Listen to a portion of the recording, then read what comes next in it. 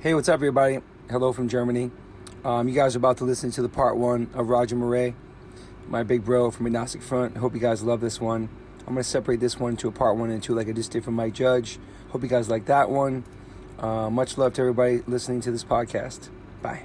One life, one chance, gotta do it right. One life, one chance, gotta do it right. Welcome to the One Life, One Chance podcast. I'm your host, Toby Morse. I have a very, very special guest today. My good friend for almost maybe 30 years now. I'm trying to figure out when I met him. We're going to find that out. But ladies and gentlemen, Roger Miret. What up, Roger? What's going on, Toby? How are you, brother? Good, man. Welcome. So, for those who don't know about the documentary that's out right now, Godfather's a Hardcore. It's an amazing documentary. It's on Showtime. You can find it probably everywhere now. There's so much history out there about you now. How do you feel about having that out right now as being like kind of an open book and letting everything out kind of finally?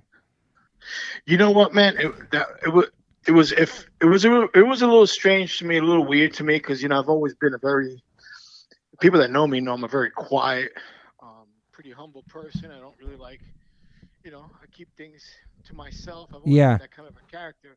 But once I got through writing the book and stuff like that, I realized it was very therapeutic for me. Like it was actually, it felt good to get stuff out that I didn't know I was kind of hanging into in like little dark corners and little dark areas in my mind. You know what I mean? So it was good to speak about it, talk about it, write about it. Kind of like it was a feeling of letting go. Like I need to do that, to move forward with my life, to feel good about where I am. Sometimes you hold so much grudges, or it wasn't even a grudge. You're just holding stuff that's like, it's negative stuff that's in the back of your mind that you're not really channeled into, but it's there. So it feels good to kind of let it out and open up some more positive, areas to bring good stuff to you, into your good vibes. You know what I mean? So that felt really good. And then the film was extremely interesting because, somehow they ended up being complementing each other between the book and the movie. If you read the book and then you see the movie, you see like there's very good ties, or vice versa. Of course, the film also deals with my partner in crime, Mr. Vinny Stigma. Yes. But some things you just can't get rid of. But anyway, the film was something like it actually. Honestly, Toby, it blew my mind because we didn't know anything about it for a long time. We knew Ian was working on it. We did what he asked us to do. I mean, personally, like, I'm coming to your house. I just want you guys to be very genuine, very honest, be yourselves. And just that's all I asked of you.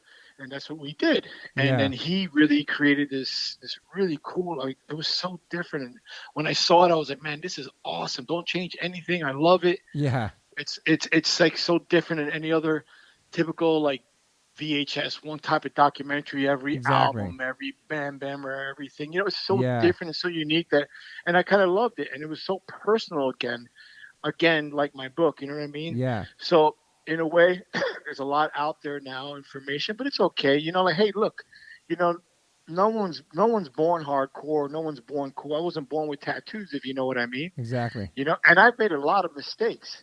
But I'll be the first to admit, I fucked up. I made mistakes, but hey, I learned from them. Like there's people that do mistakes and do things and they continue on that ruthless path. And they never shake out of it, I like to feel like I shook out of it. I'm like, when I got into those hard situations, maybe not the first time, maybe the second or third, whatever, I realized, it wasn't about myself anymore.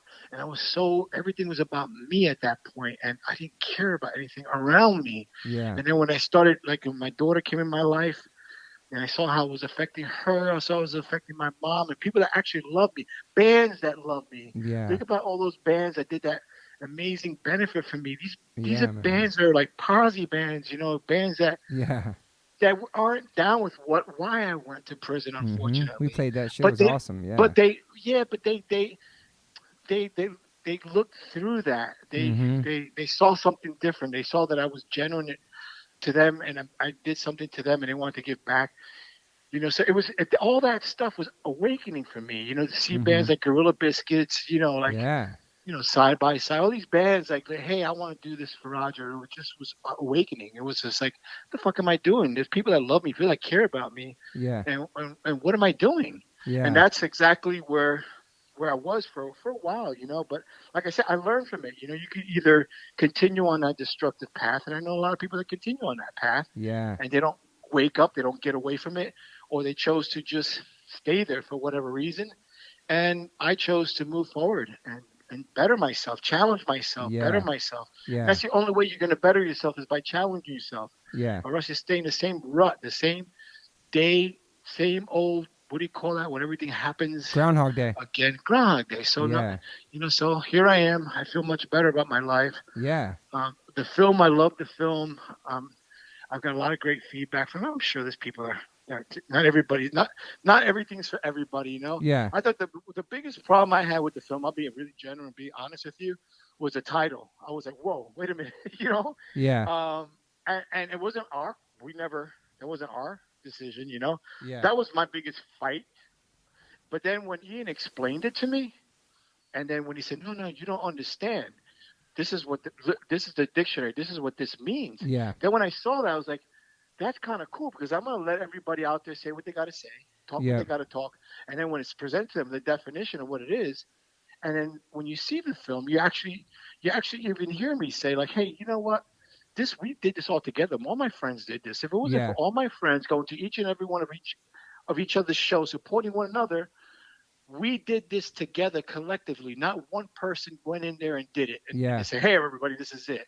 And that's what the film's about. Yeah, I love it. It's not what you think it's going to be about either. You think it might be just like a typical documentary about music, but it's more about everything. You being a father, being a husband, and your family, and your connections with Stigma, the guys in the band, and the sacrifices. And it's not just about the music; it's everything, because it's part of your entire life, and everything you endured as a kid, and going to jail, and coming up in the streets, and coming here from Cuba, and all that. It's all part of that, Yeah. You know what else was and when I saw it, I was in tears. It was a roller coaster ride for me, to be honest with you. Yeah. I was laughing, I was crying, I was cheering. I don't know what the hell was going on with me. But it's because I never got I never got to hear anything my daughter said, oh man, or my wife said, yeah, or my brothers said. So like nobody was allowed to say to each other anything about any of our interviews. And then what was really even more beautiful about it is I saw it first in Boston, and I came home, and I just told my wife, well, it's going to come out here, and when you see it, you'll see it. And everybody got to see it not everybody got to see it together, Yeah. I mean before. So when it played in Florida, my mom came, and she was an emotional, like, wow, it hit her like it hit me. Yeah. And then and my daughter was the last one to see it, because it played last in San Francisco. And she was just floored. She was like, the first thing she said when she got up, she said, Ian, thank you for making such an incredible film about my family, my life. Damn. This is great. This is something I'm going to show my kids. And this is more than a story about a scene. This is a story of, this is like a story of what do you call it? I forgot her exact word, like of life, It doesn't have to relate to a music scene or a band. Yeah, she lived this is it. beyond that, Mm-hmm.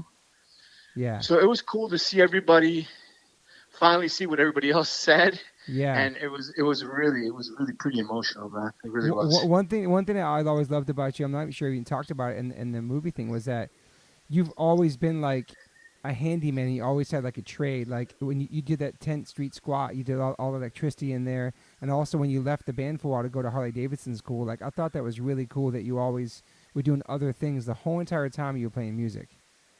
Well, yeah. Well, I it's just, I've always felt like, I love what I do.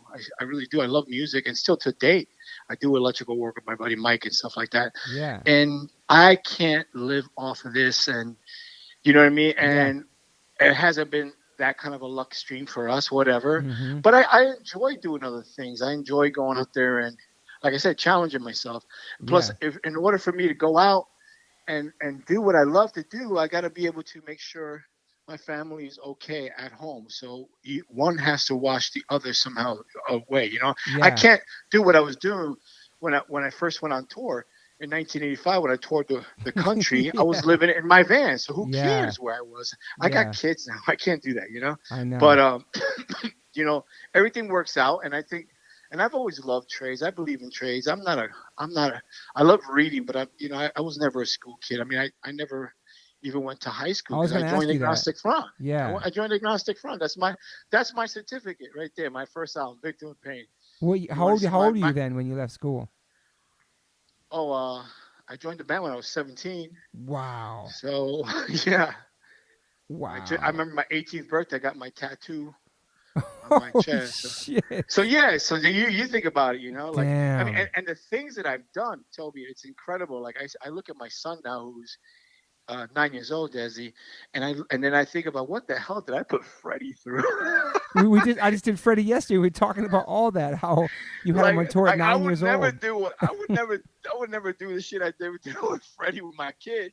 Like now that I'm Yeah, a father, hell no, we ain't gonna go to no squat or with all these rats and crazy shit. dude. But you know what? You know what was really crazy though about it was what's funny is that I for some reason I felt safe and I Yeah, felt at home. It was kind of we were amongst each other. We were like a protective tribe. We all cared for each yeah, other, yeah. and it was felt safe in an abandoned building with drug dealers all around. It just felt safe.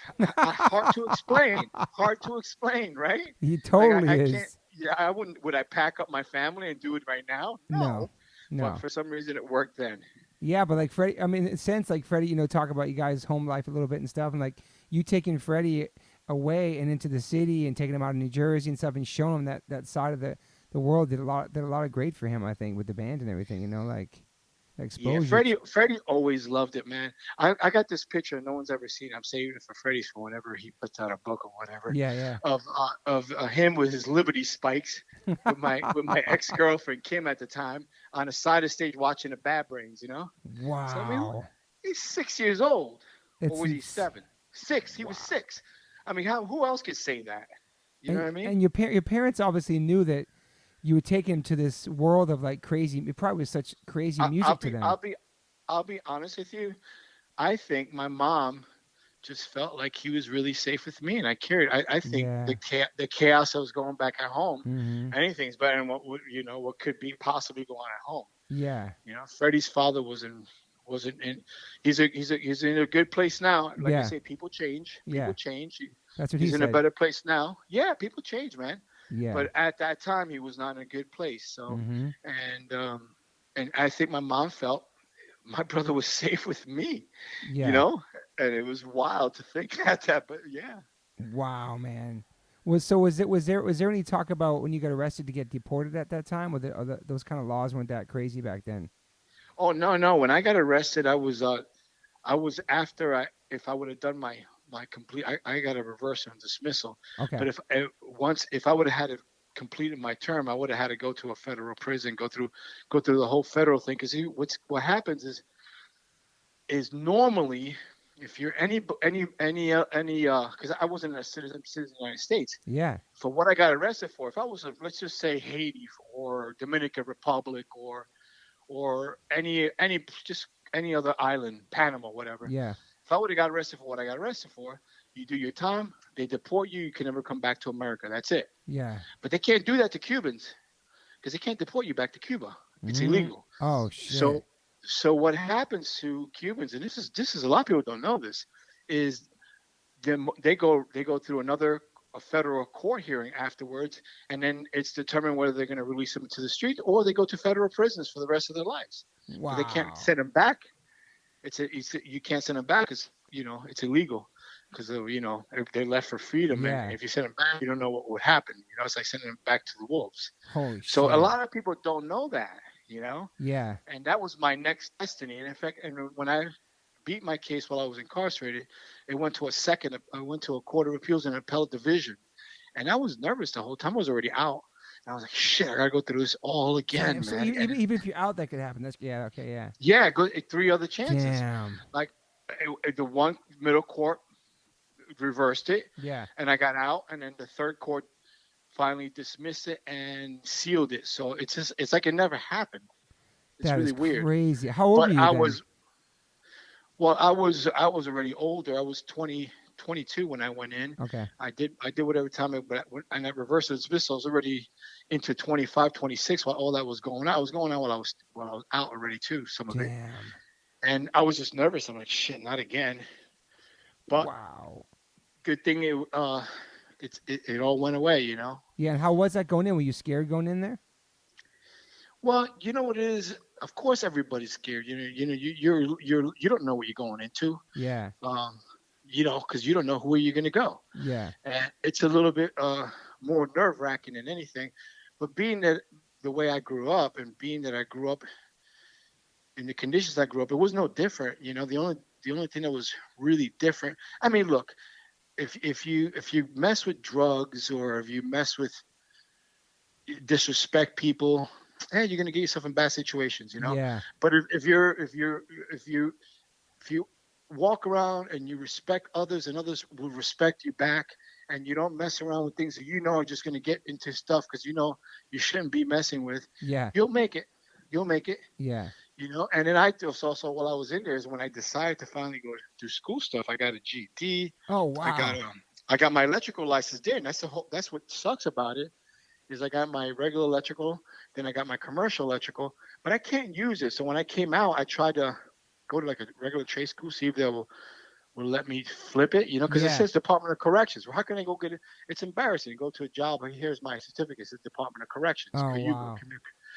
so they wanted me to do the whole thing all over, even though it was state certified. Holy I shit.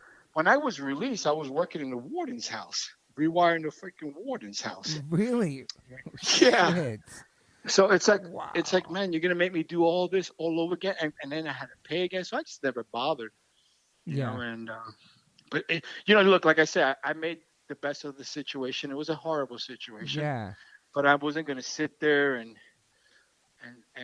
just not care. I went in. I'm like, hey, I'm gonna take this chance now to learn some stuff, learn another trade, get busy, make my days go faster. Yeah. I did a math thing where I was a teacher's aide for math, Oh and wow. I didn't, I wasn't nothing crazy. I was like typical like 6th, 7th grade math. But I was surprised at how many people can't even do that. Yeah, man. It's sad because you don't really know, especially when you're incarcerated. You don't even know. There's a lot of people that are incarcerated that, they can't read, they can't write. Yeah. They can't do basic math. They can't. So it's hard for them to even function. So when I was in a band in there, and I love being in the band. I remember when my singer in the band, Oreja means big ears, Yeah. and we were in a Latin band called La Fuerza Latina was a Latin band. We Oh, used to do Freddie came into one of our festivals. We would do the festivals for the prisons. So Oh, because we were the shit. band, we could invite our family. I remember Freddie came with Amy one time, Wow. and he was shook. He's like, holy shit! Well, he's in the middle of the whole prison yard. Holy I'm playing with my Latin prison band, playing like Oye Oh. Como Va, shit like that, Santana shit, Damn. playing on bass, and these big dudes. I mean, dudes that make Arnold Schwarzenegger look like a crackhead, And Freddie's like, holy shit! I'm like, yo, these are like, there's one big dude named Coco. He was a friend of mine, Yeah. Freddie's like, oh fuck, that dude's gigantic. I'm like, yeah, that's what it. I kept telling him, don't come in here. Ain't what you think. But Yeah. I watched Oreja leave, and a week later, we were bummed out. We had no singer. How are we gonna play shows? Yeah. And a week later, here comes Oreja back in. He was so happy to see us. Not happy he was out. He was happy to come back to be in the band. Oh my god, dude. Like, what the fuck? Like, That's I'm happy to crazy. get the hell out. There's people that go in and Is out that their whole crazy? lives. Yeah. Yeah, and that's all he knows. He's got a place, he's got a bed, he's got food, Yeah. and unfortunately, it is what it is, man. Yeah. Did you go in with a shaved head so people saw like your spider Oh, webs when you came with you went when you they went? sh- Yeah. Yeah, they shave everybody's head.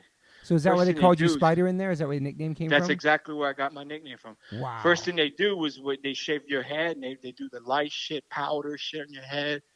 You get the whole when you the very first week, it's like you're in a concentration camp, man. You like Damn. unfortunately like that, shave down everything, and you're ready to go. Yeah. And they give you a number, and you're only known by a number. Nobody knows your name. No one ever has to know your name. I still know my DIN number by heart, still in my mind. Wow. So, and then you get nicknames. I got Araña, Spider, because of my spider webs. Oh But of course, there was people at the time that saw like shit like Geraldo Rivera and shit like that. And they like, whoa, they see skins in the back of my head. They were like, what is this, you know? Oh But shit. you know, I hung out. You know, unfortunately, here's another thing. I write about it in one voice too. A lot of people don't know that our album, One Voice, is probably it is the only kind of what do you call it, like theme record that, like, you know, like you have Pink Floyd, The Wall, it's a whole Yeah. theme, you Yeah. know, and then you have Quadrophenia, The Who. So One Voice is exactly the same thing. It's a record about me going in before going into prison, coming out of prison. It's a whole, like, it's a theme, you know. Damn. Yeah. And Yeah. in that song Force Feed, if I remember correctly, I talk about 3 shades of green. Okay. And that's exactly how it was. You know, everybody's green, but it's 3 shades. And if you know what I mean, you know what I'm talking about. Mm-hmm. You have your whites, your Spanish, and your blacks, you know? Yep. And I've been through a lot of the riots in there. But when you go in, you know, you know, I'm Latin, I look white, Yeah. but my family is my family. And you don't, you know, but, you know, it's a tough place, bro. You know, you don't want to be involved in, you don't want no separatism. You don't believe in racism and that stuff. Yeah. But it's a hardship in there, man. It's like it's no joke. It's not for everybody, No, you know. man. And you came out. You turned your life around when you came out of there, though. Like you never went back, and like you just. It seems like you just got focused on music more and more. You know. Yeah, and you know, and I learned from it. I took a lot out of it, and I put it all down in one voice, and Yeah. it woke me up to a lot of different things, and I was just glad to be out. I remember when I got out, I was like, it was weird getting out, but I remember that, and you know, going to my first show, I think it was Suicidal was playing Oh shit. L'Amour's when I got out. And You I had went long there. hair too, right? Then, yeah. Yeah, I came out along, and believe it or not, Toby, I didn't know anybody again. I was like, who are all these people, you know?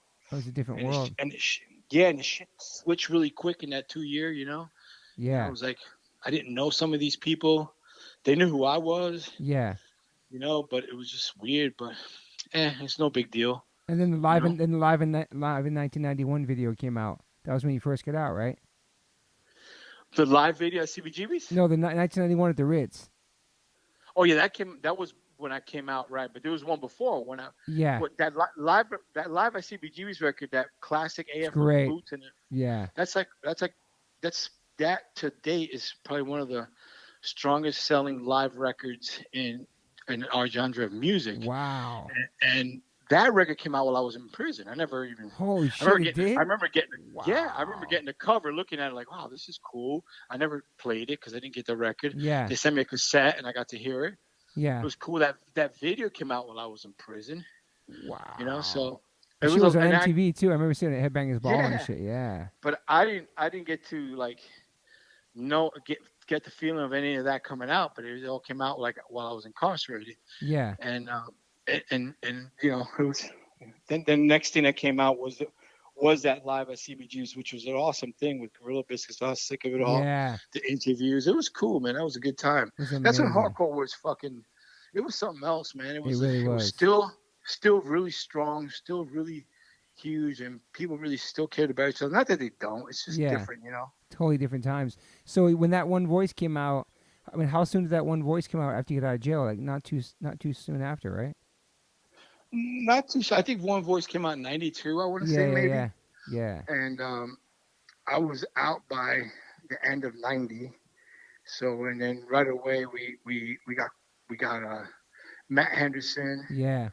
And Talked we to him started yesterday. writing songs. Yeah. Yeah. In Staten Island, we just started. That's laid what he down. told me, man. He told me all about that. You guys were out there kind of secluded, focused on the record. Yeah. But I remember in the live in '91 video, you played Infiltrate, that it was like instrumental. That was the one song of Right. One Voice that night. Yeah, it was awesome. Because it wasn't out yet. Yeah. So it was just an instrumental. Such a good song, man.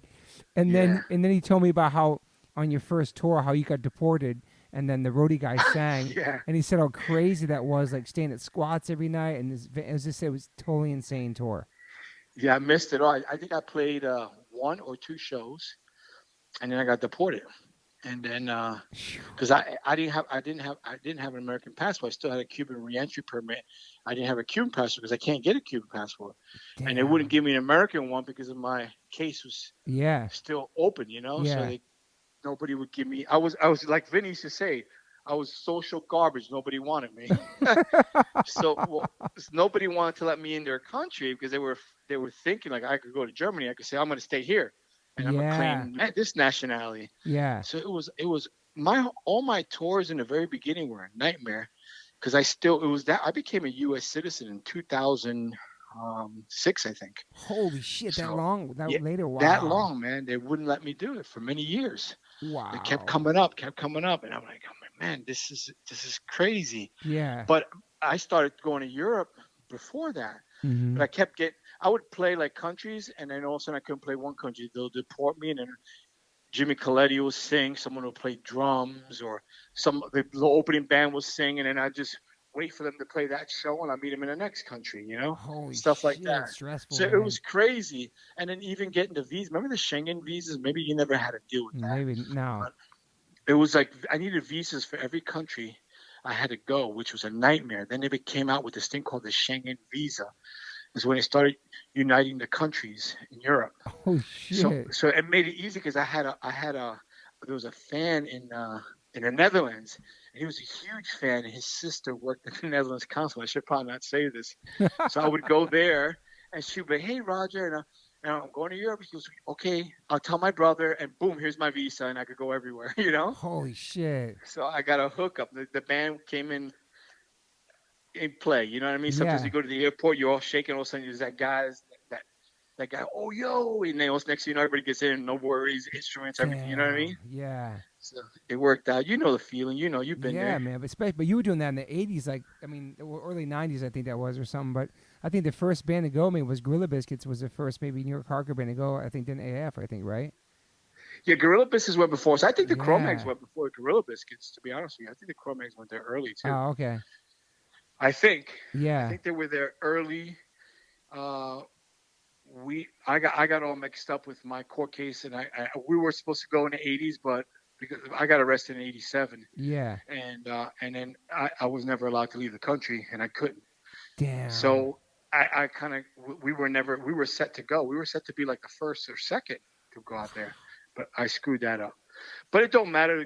The Gorilla Biscuits went there too, Yeah. Yeah. and it was always, even when we went, it was great. Yeah. So when did you realize that this was pretty? It's like not that obviously you always had a plan B and C because you do mechanics, you built you're really talented handyman, electrician, everything. But really feel like holy shit, like people love Agnostic Front. And this is actually happening, and we're touring like full time. Well, you know, it was always fun.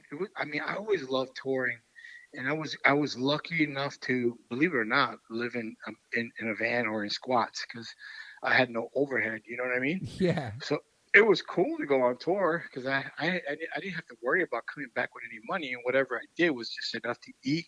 I had nothing to pay. Damn. I even in the buildings like you've been in my squat on Yeah. 10th 10th Street. I Street just Squat. we tapped into the electric, we tapped into the water. We had no bills, you know. And if you walked into my apartment in the squat, it was wall to wall carpet. It was heated. It was nice. I hooked it Yeah. up. It was nicer than some regular apartments that were Yeah. there. You've been there. You Yeah. remember. So for But people, but for people not listening, how does that even happen? Like you guys went into a building and took it over and had the right to stay there? pretty much, yeah. But it wasn't just like we walked in. That's it. There was always, you had to deal with other people that were in there. Whether Yeah. it was a drug spot where people go in there and shoot, whether it was a drug house or a shooting gallery, or I go in there with the dogs. And Yeah. I remember Amy being pregnant, and one of the ones prior to that one, I just went in with three of my dogs. They were nasty. Everybody moved away, and I needed a place for hot water. This one had hot water, and we had our place. And Damn. and she just did with the three dogs. Everything was like normal business. There was still a shooting gallery. There was still stuff, but we never felt threatened by that. It's like I tell you, I don't Yeah. understand. But it was like everybody had their own deal. Everybody respected their own deal. Like In their you know what's space. happening there. Yeah. You know exactly what's happening there. Don't bring any attention there. Leave it alone. Let's do our You thing. know, You do your thing. Yeah. they're doing their thing. We're doing our thing, and is it right? I mean, some of that stuff was pretty. When you think back, it was pretty harsh that Yeah. you saw some of this stuff, but Yeah. that's the way it was. And that squad stayed there for such a long time too. Like, Yeah, and like I was saying, like the very first tours, it didn't really matter to me where I was. yeah. Then even when the house in Staten Island, the only reason I got the house in Staten Island, my mom got it was because I needed bail, and Oh. I couldn't afford bail, but it was cheaper to buy a house or less down and use Holy that as shit. bail. So Wow, that's crazy. there's always ways to get around just to get Yeah. me out Yeah. while the court thing was happening. And that was a nightmare because nobody wanted to live in Staten Island. I didn't want to be there. But it's the only place I could afford to get a house to Yeah. get me out of jail in New York. Yeah. I think I went there So before too. Get a bunch of pit bulls there too. I think I went there. Oh yeah. Yeah. Yeah. So that's what that was like. But once I think once we got, believe it or not, with Epitaph, it was great. I remember you turned us Yeah. on to Epitaph. You guys Yeah. were on Epitaph. Yeah. Roger, you got to come. And what's funny about that is I that love that record. Something's Gotta Give. It's one of my favorite records, to be honest. I love Yeah. that album, dude. Well, thank you, brother. I remember like you telling, we sent that record to them and we never heard anything from it. And Hellcat was going to release it, and then all of a sudden, what's his name from Bad Religion? Brett Gurewitz. Brett. Yeah, my man. Yeah, Yeah. Brett was like, "Hey, come on to my house. I want you to stay at my house. I just got your tape." I'm like, "Oh, but Tim was going to put that out." He goes, "Don't worry about it. Talk to Tim. I want to put it out." And then you were like, "Yeah, Roger, just do it." And I just did it. Yeah. And from that point on, things were like pretty good for us. Like Yeah, it was like, man. wow. Like it's pretty cool. It's fun. It's Yeah. a lot of the danger element was gone, and Mhm. it was just good, man. It was just good times. Yeah. And you feel like that was like not your comeback record, but that kind of put you on the map again in a different kind of audience through Epitaph, probably, or. Yeah. Yeah. Of course I do. It was at that time, almost every band that was on Epitaph was a huge success. Yeah. Almost everyone. Who they had everybody, and it was they was a very successful label at the time, Mhm. and everybody was benefiting off everybody because a lot of kids were buying. At that time, it was weird. Kids were like into labels, and they would buy shit on labels. Yeah, dude. Epitaph, Fat Records. Yeah. Yeah, I never understood that. Victory. Like, you buy something because you like it. You don't buy it just because it's a label. But Yeah. it was more label whores. You know what I mean? It's true. They bought anything So- on that label, which is helpful for us. Yeah. Though, yeah. It's like how people buy clothes today. Everything Louis Vuitton, Yeah. or like maybe you might like this Lucky 7 thing over here. you know. But It's you know what I'm true. saying. Yeah. So, but it benefit all of us, and we all had a good time. And to this day, everything's. I enjoy being on the road. I really do. I enjoy seeing my guys. I don't see them Yeah. till when we hook up, and we have a good time. We're Yeah. older. We all have family. Yeah. We don't tour like we used to tour. Like we tour. We sit around. We talk about our kids. Mhm. We talk to our families. Get to go on a bus too. Different living. Yeah, Yeah. it's different, and it's just that we're just in a different place, and we've survived some of the hardest shit we've all been through, and Mhm. a lot of my friends didn't make it. Some Yeah. of those that made it, I'm grateful to see them at shows, and Yeah. I meet a bunch of new friends all the time, and that's what it's all about. It's about just being good to the people who are there, who are supporting you. You know, Yeah. like Yeah. you even get to see the same people on the way up as you do on the way down. Mhm. And our journey with Agnostic Front has always been a roller coaster. It's always up and down, up and down, up and Yeah. down. We ride it, Mhm. and we meet the same people up and down. And we're just as nice to you at that 100 capacity club as we are at that 1,000, 2,000 man. capacity club. And And I've seen you guys over there. Like even right now, you're probably the biggest you ever been. Is in Europe. When I see you guys over the festivals and shit, it's amazing, man. It's like it's awesome to watch you guys play over there. It's incredible, and I feel like you guys paid your dues and then some. And to think it's like 35 years, I think, right, since Victim in Pain, right? Yeah, this year we're celebrating 35 years of Victim Wow, in Pain. dude. Last year was 35 years of United Blood. So, and let me tell you something. crazy. It's been Victim in Pain for me. Yeah. Someone ought to nominate me for one of those Nobel Peace Prize for dealing with stigma. I'll tell you that much. Did you ever think in a million years that you'd be together this long though? It's fucking crazy, man. No, man, I never thought. Like Dude. I, I would never thought we'd ever leave New York City. Yeah. It was weird. I thought I never even knew there was anything past New York City. I was shocked when I found out there was New York State. I was so like New In York your that I like. bubble, What do you mean? yeah. Yeah, Yeah. I didn't know. I really didn't know. Yeah. And then I started touring. I'm like, wow, this is pretty cool.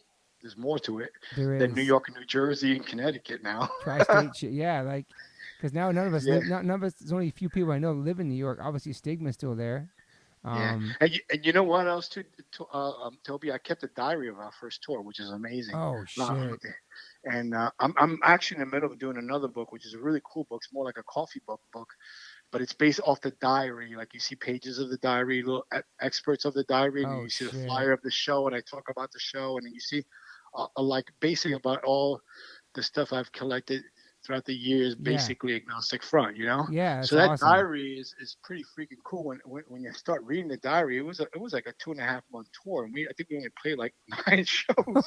It was, Oh it's like, oh, shit. this show's canceled again. This one's canceled again. We're staying here for a week, and but it's kind of funny when you read it, like what the hell's going on? That was a Wow. tour. Well, Maddie was saying too that some people would like boycott or protest back then because they thought you guys were a certain type of band that you really weren't because you're fucking Latino and people thought it was like white power shit when it wasn't. Like was there problems back Yeah, then, right? there was just only a couple venues. Yeah. It wasn't. There was really never any protest. I think it was more about Not people coming to protest, see. but it's like trying to shut People the would just shows want to see down. what it was about. They wanted to Yeah. see would show up. We'd go out and sing in brown shirts or something. I don't know what they were thinking, Yeah. Yeah. Yeah. but Yeah. Yeah. but it never happened, of course. And not for nothing, like bad publicity sometimes is as good as good publicity. True. Worked for the Sex Pistols, Yeah. Yeah. but would it work today? I don't think so. I No. mean, would the Sex Pistols be the band they were then today? Hell no. They're No. overnight. They'll be done. Yeah. Overnight with the internet would kill And the and, Sex and Pistols. back then there was no internet and people. No. Yeah. But back then, politically incorrect was correct. It was just different times. Yeah. Shocking and shit You like know. that. Yeah. Yeah, it was about shock, of So course. people found it through your lyrics. You think, what do you think? What it was? That you guys got that stigma about it that you were this type of band? Because what started that? You think? Obviously with the songs, we know the songs, but like people took it the wrong way. I guess I don't know. Well, I mean, hey, I don't want to shit talk on anything or anyone because I'm past all that. But I think Yeah. a lot of it came from judging a book by its cover. Yeah. That's Totally. probably the best way to put it. Yeah. Like, but every book, every cover it tells a different story. You know what I mean? Yeah. And it's like saying every skinhead is a Nazi. That's ridiculous. Exactly. I've seen metalheads are worse than skinheads. Yeah, dude. Yeah. And punks the same thing. So, but it's just that it became that. It became something that was going not happening Stereotyped. really well in a certain area. They predicted it onto everybody, and it was a stereotype thing. Yeah. Like, no. But Yeah. then people that would meet us, and they'd be like, "Hell no! You guys are all, you got to meet these guys. They're cool. They're not Yeah. like what you know." But like I said, bad publicity worked in our favor. Yeah. I would hate to ever deal with that shit again because it wasn't any fun. No. We were actually on the line of duty, like these people talking all this shit and saying all this shit, but they never showed up to the shows. And when shit came down, it's just us and whoever's there. Exactly. And it was unfair. It's like, Yeah. it's like, making people you don't want to come to the shows come to the show and then with them. Yeah. And it's not cool. Yeah. It's crazy. It's crazy to even deal with that before. I can't imagine even that even happening before the internet. Now you can just write something about somebody and it just goes wildfire on the internet. But back then it was just word of mouth or through a magazine or something or a lyric or it's fucking crazy. You even had to deal with But that. things were different back then too, But hey, look, I'm glad things are what they are today, and back then it was just a different party, and today's different, but it's all good, Yeah. Yeah, for sure. And like it was definitely a more scarier times I think too in the scene and just different places. Oh, 'Cause it Jesus, was pretty yeah. new too for a lot of people. It was the times it was different. I mean, it was extremely more dangerous, extremely more. I mean, going to a show Violent, yeah. back then. Just think about it. You want to go to a show back then. You would go to the A7 Club. The show didn't even start till 1 o'clock in the morning. Hey, you don't Damn. even hear about that. You don't even hear about that. All these shows, they got to be done by 9:30, 10, so they can get picked up. And go home. Yeah. the shows didn't even start till 11 o'clock, 12 o'clock, 1 o'clock. It was just different. And all the shows were in the worst part of town. Yeah. And Yeah. you knew you were close to the club because here it is. Here we're definitely going the right way. You know? You see like the punkers outside. Yeah, it's fucking. Yeah. And also to look punk rock like you did back then, people probably gave you shit all the time because it was so shocking, man. Shit, yeah. It's like when we played that show. Well, I wasn't in the band, but I was at that show in Camden, New Jersey, with that classic agnostic front SSD and Minor Threat show. Damn. That shit was scary. That neighborhood, you know. And if I remember correctly, Ian got hit by a car that day. He was skateboarding or something crazy. Damn. And it was just like, we were all cool because everybody bought their own crews, you know. Like it was the show of everybody respected each other. Everybody came down to support like their town, you know. All the New York people came down to support Agnostic Front. All the DC people came up to support Minor Threat.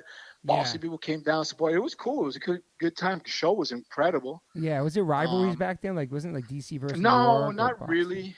Not really. Yeah. That most of that shit came around a little bit later. And yeah. It was just more nonsense. And I think it's also, you know, you hear more like everything. You know, you tell a story now, and by the time 10, 15 years later, it went from like a bad conversation to somebody got knocked out. Yeah. There was definitely confrontational period at one point. We dealt with one in Boston for sure. Yeah. But it was done after that, and that was it, you know? Yeah. Yeah. But those bands were a huge influence to me. Minor Threat, SSD Control. Yeah. SSD Control was a major influence to Agnostic Front. Springer to myself, Al to Vinny, you know, like style-wise, when we played Negative Approach, another major influence. Minor Threat. These are bands that, man, if it wasn't for these bands, I don't know what the hell I'd be doing. Yeah. You know? Yeah. They were the bands that started bringing in what I wanted to feel, what I wanted to hear. Because I mean, back then New York had a great scene. You know, you still had. I mean, you had the Stimulators. I love the Stimulators. You know, you had a lot of the Blessed. There was a lot of great bands in New York City. And of course, Bad Brains came, fucking shook everything up. Yeah. But for some reason, once the youthier crew, kind of at that time, which was your SSD, your Minor Threats, you know, your Faith, your Voids, your DYS. I mean, the Abuse, and you see our stuff, Cause for Alarm. You know, like we started connecting and like, okay, punk is awesome, it's cool, but it's not about like, fuck the world, man, kill yourself, fuck your drugs, parents, anarchy. Shoot yourself. You know, it became like, the world's fucked up. Yeah, you're right. But let's make something better of it. That's what I feel differentiates punk rock from hardcore. I feel like it was exactly like Anarchy in the UK, fuck your parents, all this shit, and then hardcore's like, you know what? We're gonna fix the planet, and now we're gonna fucking make a difference and shit. I love that. That's exactly the mindset. But you know, like, what's really weird about it is like even when Victim in Pain came out, I always thought to me, if you ask me, Victim in Pain is a punk record. You know, to me, it's just the labels started coming down hardcore. Like, okay, but to me, when I first heard the term hardcore, was like it was defining what kind of punk music it was, because there was punk bands, but a lot of them were doing what you called kind of new age, new wave stuff. So most of those classic punk bands started doing that new wave stuff. So they need a term to describe the uglier punk stuff, or the hard stuff like what we were doing. Yeah. So it became hardcore punk. Yeah. Then all of a sudden the term punk gets dropped and it becomes just hardcore. And then from there on, continues. Even when Ian MacKaye came out with Straight Edge. Yeah. You know, it basically had just 3 rules: don't drink, don't smoke, don't fuck. Yeah. You know? Yeah. But that escalated quick. Dude. Know? It went from 3 rules to like 20 in like 2 years, you know. It really did. But the funny thing about it was that he was never about rules anyway. He wasn't. A cool dude. Yeah. He wasn't. He didn't look down on you if that's what it wasn't preachy. It was just a fucking song though too. You know what I mean? Like that time. Yeah, but it's something he really felt and he really honestly believed. Yeah, for sure. And so did a lot of these bands. But hey, look, Springer from SSD Control was fucking a drug. It was on drugs all the time. You know. But it was just. Yeah. It wasn't supposed to be as militant as what things turned into. 100%. But things came back. You know what I mean? Yeah, it's for like sure. you forget the fact that we're the most important thing is united and strong. Exactly. It's a very small thing. And if we start dividing this very small thing into so many little categories, so many little things, we lose the integrity and the core of it. And Yeah. without the core, you got no structure. It's like building a building without a fucking structure. It's going Yeah. to cave in. Yeah. So you have to think about that. You have to kind of connect somehow as best as you can. Of course, the beauty of it is everybody has the right to their own opinions and their thoughts, Mm-hmm. but not everybody has to be the same. Then Yeah. whatever happened to out of step? You want to be that, like black Exactly. sheep. I was Black out of sheep. step. I wasn't in with society. I Yeah. was that black sheep, and I was proud to be that black sheep. Yeah. Yeah. You know? Did you like? Were you ever straight edge at the time or no? Yeah, I was. You know, Yeah.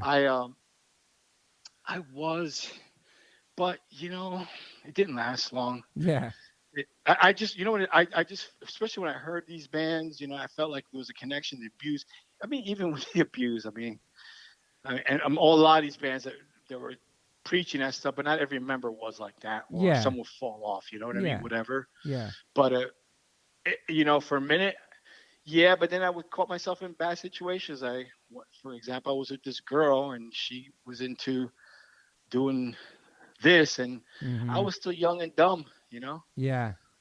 And there were times where, today, if you ask me today, I'm pretty damn straight. I don't think I've had anything to drink in years. Yeah. I never seen you do it. Yeah. Every once in a blue moon, and the moon really has to be blue, I'll have a beer. Yeah. And the only reason I'll have that beer is because, and it's usually when I go to Europe, because I get constipated. Mm. It's the only thing that makes me shit. I'll be honest with you, That's no the matter key, what. that's the key. So my wife said, "Go have a beer. Have a beer." Okay, it's gone. Done. Then I feel good for the rest of the tour. It's like a diuretic or something. Beer. I never knew that. Yeah. I don't know. It's really weird. Wow. But do I like? I'm not into any of that shit. But Yeah. Yeah. You never seen it's it all like good, that. man. I don't judge people as long as I don't like drunks. I Yeah. hate when people are drunken around me and obnoxious. Then that's a problem for me Yeah. because it reacts. I get flashbacks of how Mm-hmm. my upbringing. I don't like it. I get Mm. uncomfortable. So I'd rather you be away from me Yeah. because I can't trust you because when I was a kid, someone I trusted behaved like you, suddenly flip, and I can't deal with it right now. So you need to get away from me. Ah, I got That's you. that. You know what I mean? It triggers something. Yeah. Yeah. Wow. So that's why you don't catch me at parties or nothing. You ain't gonna see me, or No, at a I've bar. never- You're not gonna yeah, see me. I never You're seen. not gonna see me in no bar. No, I never seen you be like that. Even on tour and stuff, you just chilled. It's like Yeah. the whole time I've known you. Do you feel like a lot of stuff that you got from punk rock? Obviously, you're still like a grown ass man, but with responsibilities and a mortgage and children. But obviously, it's always gonna be a part of you, and a lot of those values, I'm sure you instill in your children as a parent. You know what I mean? Like the stuff you learned. Yeah. Well, I mean, I grew up, but in my heart, I'm still that punk rocker. Like Yeah. I just do things a little bit differently. Like, there's that story in my book where I threw a trash can through a McDonald's window in broad daylight in Mhm. 1980. Was it 82? To make a Yeah. statement, to make a point. Yeah. Fuck the system, whatever. Yeah. Would I do that today? Yeah. I don't think so. It's like there's cameras everywhere. There's no reason to. If I get upset, first of all, I haven't been in McDonald's in who knows how long. Yeah. But if I get upset that I get a French fry that was burnt or something like that, maybe I don't know why I would be upset. Maybe I go to the locks at night, hang around there, throw a little glue in a toothpick and jam it in there just to give me a little harder time open the door next morning. Mhm. As long as I know I interrupted that a little bit, I'll feel good about myself. Yeah. But Yeah. I just gotta be wiser. I don't want to be in bad situations. I want to see my kids. I want to live. I used to think, live fast, die young. We all did it. Mhm. We were living for that moment. We were living for the time. We didn't Yeah. care Mhm. anything. We didn't care. I put myself in situations I can't believe I did, or put my brother Freddie, or my family, or Yeah. my friends. Yeah. Not today, man. Today I want to live. I want to see my grandkids. Yeah. Like you love Max and, Yeah. and Moon and your family, and you want to come back to that. You Yeah. don't want to 100%. mess up and then ruin that. And now, was that hard for you? Was that hard for you seeing Freddie go to jail when that happened that time? And do you remember that? Or? Oh, absolutely. And the hardest thing about that thing was I was allowed only one visit.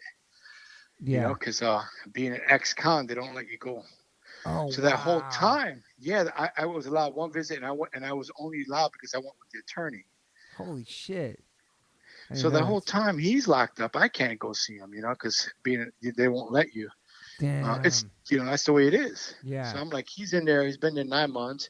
He wrote to me. Of course, I hear Mm-hmm. what's going on, but I live right there. I literally live in Long Island City. Yeah. And, Yeah. and I'm home. I could just go there, and That's so it's frustrating. no big deal. But I couldn't, and that Yeah. really frustrated me the most. Yeah.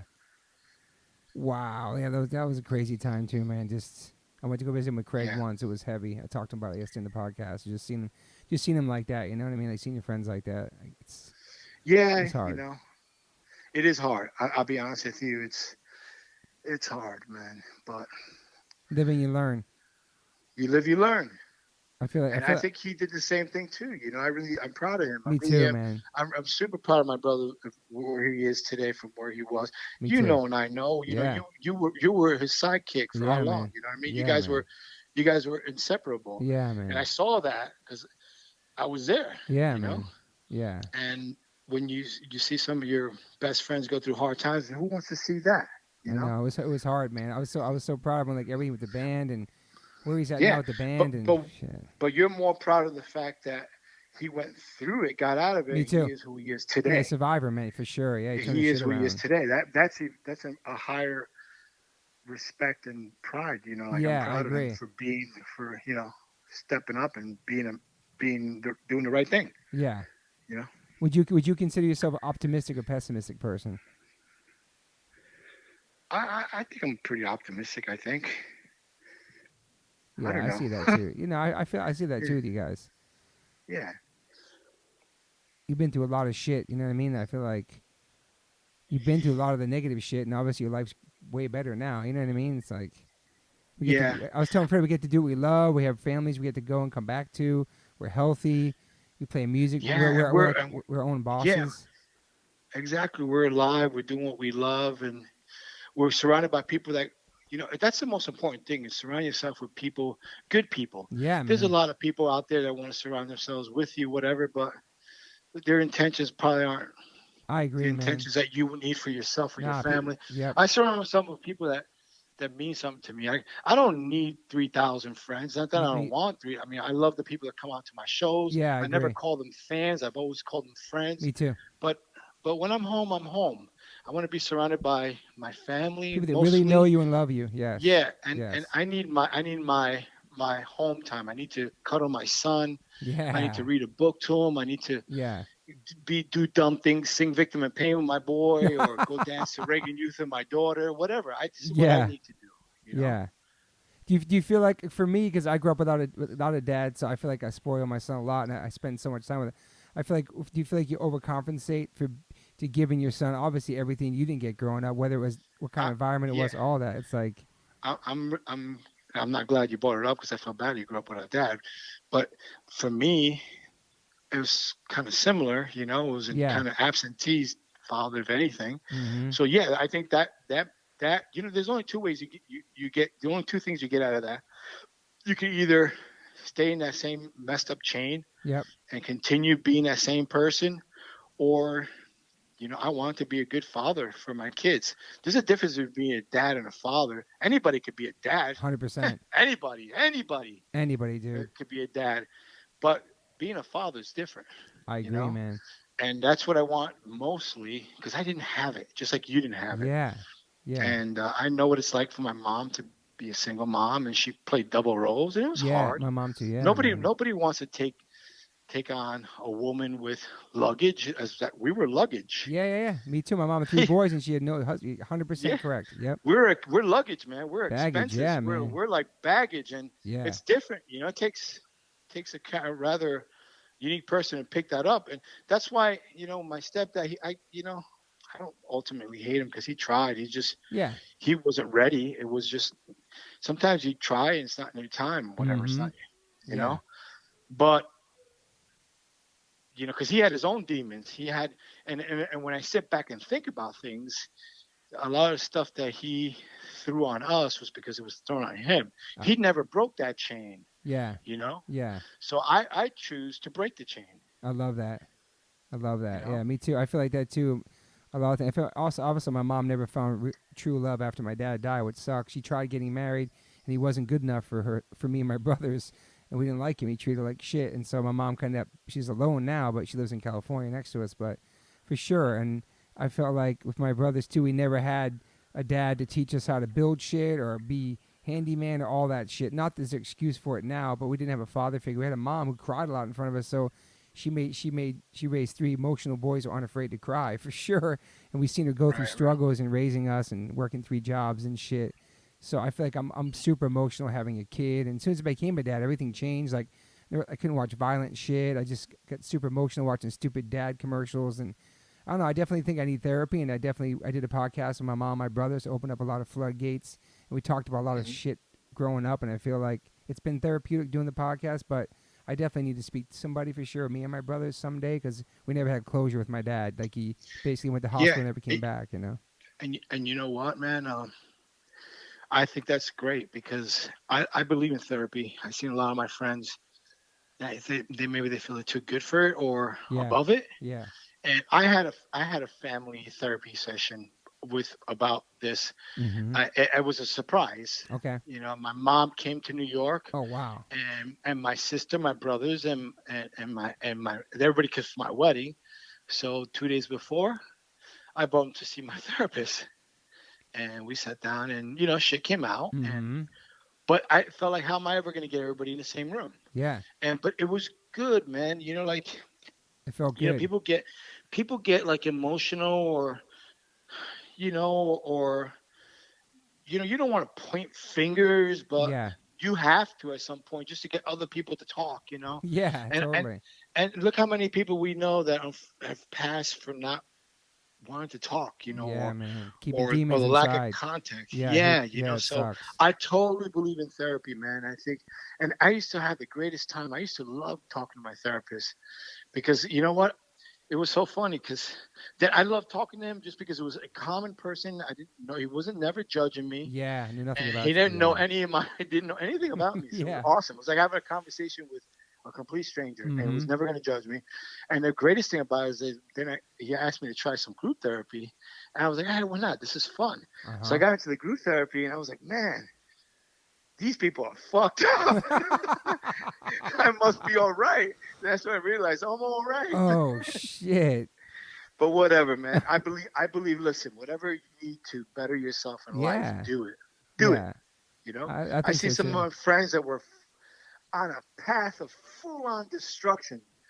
I mean, terrorists. That basically on their way to prison, Yeah. and they switched something. They joined Krishna or whatever they did. Mm-hmm. Fantastic. It changed their life. It changed their path. It made them who they are, a better person. Yeah. And I back it all up. I Yeah. back it all up.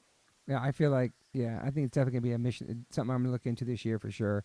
It's gonna be Yeah, good. man. Good closure. I'm gonna get closure too with my dad, and I just had like a cardiogram done and my blood test. I'm gonna go get a CT scan for my heart. I know I'm super healthy. Been straight edge my whole life. Never ate meat in 30 years, but it doesn't matter. Things could be genetic or hereditary. So I got like all these Right. tests done because my dad died at 34. Yeah, I remember that. Yeah, so it's just the doctor told me it's super important to get CT scan, a CT calcium test of your heart when you're in your late 40s. So, Right. and you're dealing with heart stuff too, so you could definitely Yeah. relate. Um, Well, this year I outlived my dad. He lived to 54. oh So wow, so he died young too. holy And shit! so I get you, man. I know the Yeah, feeling. And yeah, plus, the most important thing is you want to be around for our kids. hundred You want to percent. see who Max meets, who Yeah, Max ends up with, and yeah, you don't care who he technically. You don't care about nothing as long as there's love. Who cares? yeah, exactly. But you want to see all that, Mm-hmm. you know? Yeah, 100%. Especially when you get older, you see that when you become a parent, it's not trying to be morbid, but you not saying you see your end, you see the ending, but we lived half our lives almost, I feel, and then when you have a kid and he's getting older and you're getting older, and it's I don't know, just weird. You see that time, it's like oh shit, like I've already lived this long, and I don't know, it's weird, man, being a parent. You've been a parent for a long time. It's just It's the best thing I've ever done. 100%, Dude, if it 100%. wasn't for Nadia, if I didn't go to prison, and if it wasn't for Nadia showing up to my prison visits, Yeah. I don't think I'd be here today. Wow. She saved my life. She doesn't even know that she saved my life. Damn. Just her birth or her come. More importantly, her visits is what really got me spinning my wheels like no freaking way. She would crush. Why can't you come home with me? It Damn. really changed me. Like if it Dude. wasn't for that, we probably wouldn't be speaking. So she is my lifesaver, you know, Wow. and she doesn't even know she did that. That's powerful. I couldn't even imagine being locked up. My son come to see me and say, "When are you getting out?" I couldn't imagine that pain, dude. Fuck, Yeah. dude. That's crazy. So Yeah. how old was she when you were in there? She was a year. Oh, wow. She was 18 months. She was Okay. little. Yeah, man, she was a little girl. Damn. Yeah, that must have been. That seemed once. Yeah, man, it's heartbreaking. Yeah, and It's once. heartbreaking because I knew I wanted to be a father, and I knew I could. Could I be in prison? Of course, I could do it. Could I do the time? Of course, I could do the time. I had no problem doing it. Mm-hmm. But my problem was watching my little girl, break down and want her dad, and that's it. That's Yeah. all it took. That's it. She's gonna get her dad somehow, some way. We'll make this happen. Yeah, and then you get out, and then shit. That Yeah. must have been amazing getting out, and then just moving. Yeah, just. Yeah, you've been through a lot. I mean, you're a survivor now. I just want to say that, like, also, like, when we first moved to New York, you've been nothing but supportive for me as a friend. And then when my band started, like, Agnostic Front will always be in my top 5 of New York hardcore bands. Shit, maybe even #1. And just not even because of me knowing you, but because of the music, everything you guys stand for, and also the respect you gave to the new bands like us and the friendship. And it went a long way. Maybe you were at my wedding and shit, and took us on tours, and it means a lot to me. Even though we don't live near each other, we're all connected from this music and that world, New York scene. It was a big family, you know. Thank you, brother. Appreciate that. We Um, love you too, man. You know that. yeah, man. I'm honored to call you my friend. I'm so happy that like the documentary. Everybody should watch it. It's incredible, and I learned a lot about you there and stuff I already knew about you, but just seeing that and just it's crazy because it's like without you guys, it wouldn't be H2O and a lot of bands, and I appreciate that. And you were just doing something for fun and something you loved, and now here you are 35 years later. It's crazy, man. It's awesome to see what everybody's up to now. Everybody's parents, but they're still playing music and still. It's for you. Like, what do you think it is for you that why your band's lasted that long and people still care and there's still young kids coming to your shows? Like your longevity. It's like you were never on the radio or television. None of us are like these big, massive bands, but especially you guys been doing it the longest and never really never stopped. Like, why do you think that connection is, man? I think the secret to our success and longevity and everything you just mentioned is the fact that we've always been genuine people. And you meet us, whether you're another band or just at a show or watching a show, you feel really connected to the band. You know what I mean? Yeah. And they can make that contact that it's real. It's like, wow, this is like real stuff, real people. They're not rock stars. They're not above us. Yeah. Anything like that. And who doesn't want to be like, your whole life you want to be connected to something that's real. Who would want to be connected to something that's not real or fake? Yeah, I agree. You know what I mean? So I think making that connection, I think is really important. And like I said, like, man, you gotta always treat people right, man. Yeah. Along the way, along your journey, up and down, you always. have respect. Yeah, and you guys always did Even that. when you have that bad day, let me tell you something. I've been at my worst days where I'm like, I've sat around saying, what am I doing? Mm-hmm. I mean, a few years back, I got nothing. I got no pension plan. I got no retirement plan. None of us have that shit. And you think about, sometimes you sit back, what are you doing? What are you doing? That's why I have all these trades and all this shit. Yeah. But come on, at 65, you think I want to go rewire a house? No. You know what I mean? Yeah, dude. And then all I get is that one kid that comes up to my show and he brings that record, Victim of Pain, whatever. He's like, man, if it wasn't for this record, I would have I don't know what would happen in my life. Yeah. This record changed my life. Yeah. I was spiraling, this record, kept me alive. That's been my whole mission in life. I don't think I was ever, I never first of all, I never wanted to be in a band to be a rock star. I never really liked arenas and all that stuff. Yeah. I mean, I don't talk down about it because it's not, no one's, a lot of my friends' bands have been successful, and they're still 100%. doing the things they love, Yeah. and they're being the same people. I admire that and I respect that. Yeah. But I think my Fueling passion your and my passion. Yeah. mission has always been to somehow help others get through shit. And I never, Yeah. that's my reward. You That's my you've been success. a lyrical therapist for people. You know what I mean? Like Exactly. that's what this Hey, music listen, is. It connects. Like, some kid, honey, if I take Victim of Pain lyrics and throw it in one of those little bottles thrown into the ocean, flips away 100 years from now, it slips back in, some kid gets it, opens it up and reads the whole all the lyrics are like something like Victim of Pain, they probably could relate to it 100 yeah. something years from now. Yeah. And I think that connection is more rewarding than any value in Yeah. life. Like, Yeah. I mean, yeah, we all would like other successes and stuff like that, but that's an incredible success. That human contact, human connection. 100%. It's not money. It's not. There's no. You can't Yeah, put a price it's on a it. different reward. It is, It's a dude. completely different reward, and sometimes you don't feel it until it's at the moment. You know what I mean? Yeah. Like there's many times that I've been part of the inner circle that you don't really. Sometimes you get caught up in this inner circle, Yeah. and you're spiraling in the inner circle. You need to step out. Mm-hmm. And I've done that my whole life. I've stepped back out a minute just to observe, Yeah. and then come back in with a different mentality. Because sometimes when you're too much on the inside, you lose a little bit of sight of your intention or where you're went directly. So I like to step out a little bit, see what's going on, check myself basically. Yeah, I love You that need to too. check yourself. Yeah. You need to check yourself. You really do, man. And sometimes I'll get caught up where like, fuck, I'm on tour and like I miss my wife, my kid, I want to go home, but I'm like, dude, I'm out here playing music. I'm doing what I love, and then when I get home, it's my downtime. Obviously, I do online stuff. I run like little businesses here and there out of my house, but like I get to do what I love. But sometimes it's like that gift and that curse where it's like we get to go on tour anytime we want. We go on tour, play music, make some money, come back, see our fam, and then you get home for a couple of days. Like fuck, I kind of miss that. I'm gonna go back out again. I know. That's what I was just what I was going to tell you. It's like no matter what, we love both sides of it. There's like one, and like 6 months go by when you're writing a record, whatever, and you get together back with your band, your brothers. You know what I mean? And you're like, you feel so good again. Like you need both. Like it's a balance. People are like, how did you move out of New York? Okay, New York is not the same New York It's not.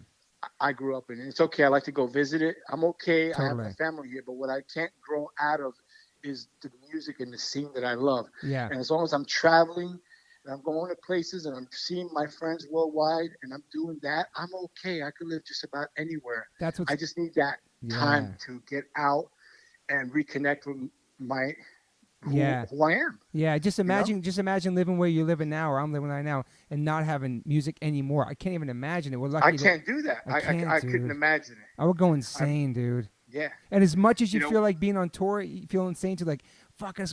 Those 23 hours leading up to playing for like an hour, you have to like find sleep, eat, rest. Like those 23 hours every day on tour sometimes can be so fucking brutal. But then when you get on stage and you connect with your best friends, and then that's a great time. And then next day happens again. But then that time in between is like you miss home. It's hard, man, sometimes, man. Yeah, we know that, yeah. Yeah.